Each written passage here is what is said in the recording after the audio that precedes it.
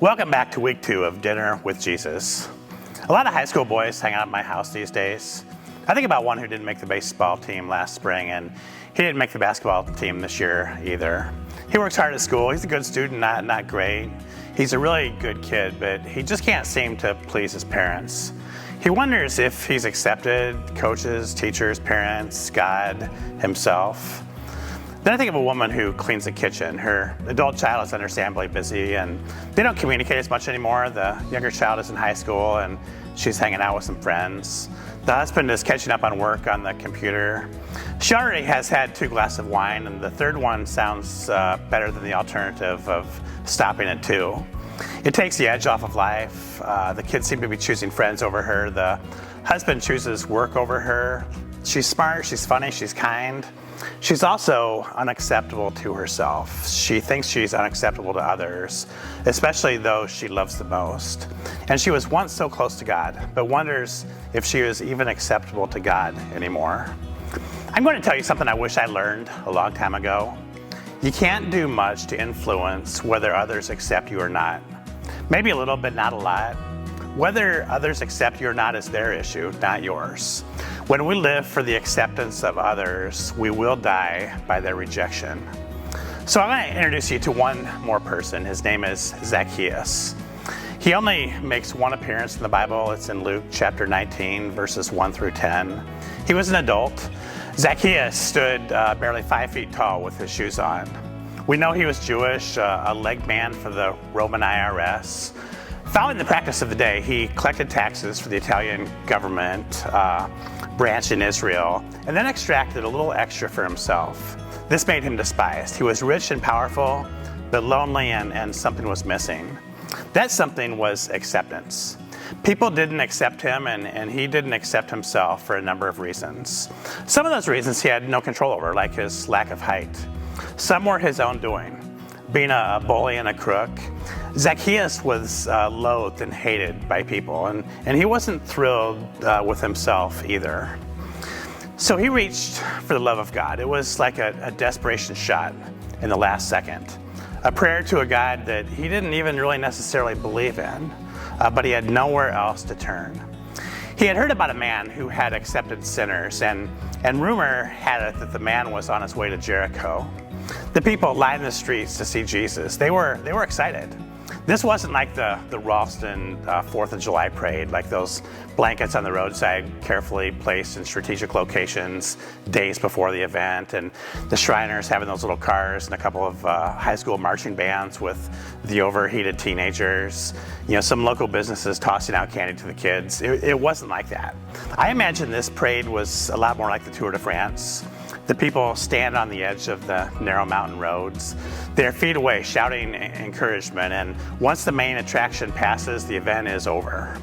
Zacchaeus was determined to see Jesus. He was wise enough to know that standing in the crowd might be a dangerous thing for him, and he wouldn't be able to see anything anyway besides the back of people's heads. So he climbed a sycamore tree. When Jesus came by, he looked at Zacchaeus and called him by name. Zacchaeus, he said, quickly come down. I must be a guest in your home today. So there's really one cool thing about this that means something to us. Jesus and Zacchaeus have never met before, yet Jesus knows his name. I wonder if someone right now might be just trying to get a glimpse of Jesus. You don't feel accepted or acceptable to others, yourself, or God. Jesus knows your name and is calling you down from your sycamore tree. For all of us in our sycamore trees, we need to catch this. Jesus initiated the relationship. He made the first move. Zacchaeus was just trying to catch a glimpse of Jesus from afar. He was not expecting an encounter, but Jesus seeks, Jesus invites. The people had to be excited. Jesus called Zacchaeus down from the tree. This guy Jesus is going to do some justice. Jericho hugs itself in anticipation of hearing Jesus give Zacchaeus holy hell. But the silence of Jesus here was deafening. He didn't give Zacchaeus a lecture. He invited himself to the house of the man nobody else would touch with a 10-foot pole. Jesus accepted Zacchaeus right where he was. Zacchaeus begins his way down the tree for the rest of us. He's a sawed-off little social disaster with a big bank account and a crooked job. But Jesus welcomes him and accepts him anyway. Jesus' encounter on the roads of Jericho teaches one of life's most important lessons. You are acceptable to God not because of your attributes or your righteousness. You are acceptable to God because of His attributes and His righteousness.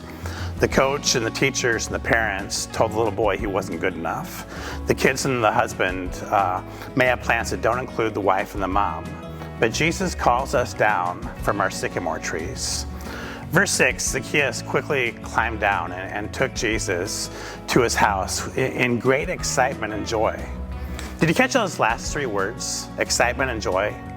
Zacchaeus has not had much of that lately, and he has not had much of that for a long time. Have you? Now, some of you have, for sure. Some, not so much. Things change when Jesus calls us down from our sycamore trees. Come down from your tree, embrace grace, experience the excitement and joy that comes from God's acceptance. Because of what happened on the streets of Jericho, like Zacchaeus, we can change our perspective in life. You choose your perspective. Think about this. A small adjustment in the way you see people and things will change the way you see people and things. Think like Jesus. Look for the best in people and the beauty in things, and you will find what you're looking for. If you're looking for pain and despair and gossip and failure, there's enough of that out there to keep you occupied for the rest of your days. If you're looking for hope and forgiveness and restoration and courage and second chances, there's enough of that out there to keep you excited and joyful for the rest of your days. You will find what you're looking for. Predictably, the people were very displeased. He has gone to be with the guest of a notorious sinner, they grumbled. Can you blame them? Here's the bad guy. He's the one getting the reward. I used to read the story this way. Jesus should do justice here. Hang out with the good people who are lying in the streets, not the traitor to the Roman government. But then one day I realized I have more in common with Zacchaeus than I did the people lying in the streets. And the people in the streets have a lot more in common with Zacchaeus than they would care to admit. Zacchaeus, his failures and shortcomings were public. The people lying in the street, their failures and shortcomings were hidden. I'm thankful, and I'm guessing that you're thankful too, that Jesus invites himself to a dinner that nobody else would attend. So here's dinner number 2. It's a private dinner, 2 people, Jesus and Zacchaeus. Jesus invited himself. Jesus says, get out of the tree, I'm coming over. Jesus is the initiator. I imagine they sat at a small, dark, heavy table made of olive wood on some chairs that probably weren't too sturdy. Jesus probably asks a lot of questions. He listens a lot. He speaks some words of grace and truth when they're appropriate. And Zacchaeus changes. It was what hanging out with Jesus will do to a person. Sometime after the lamb was consumed and before the baklava, Zacchaeus stood before the Lord and said, I will give half my wealth to the poor, Lord. And if I have cheated people on their taxes, I will give them back fourfold what I have taken. The dinner Jesus initiated changed Zacchaeus. He gave his false god away and claimed a new one. Jesus responded to Zacchaeus in this new perspective. Salvation has come to this home today, for this man has shown himself to be a true son of Abraham. The dinner with the uninvited guest leads to grace, and grace leads to salvation. So here's the way I see this. We have 2 choices. Number 1, don't live as accepted. Let others judge you and define you, pronounce yourself as guilty and not good enough. And number 2, live as accepted.